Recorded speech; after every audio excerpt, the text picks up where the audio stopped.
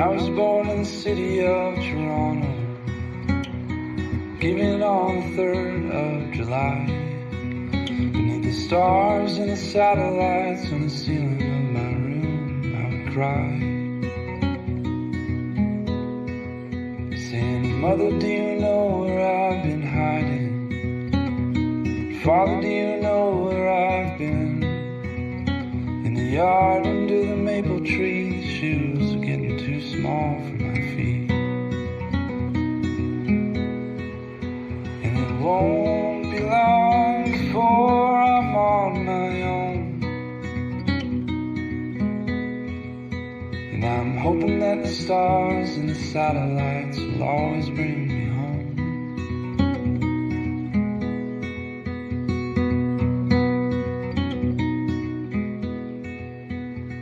Brother, do you know what I've been wishing?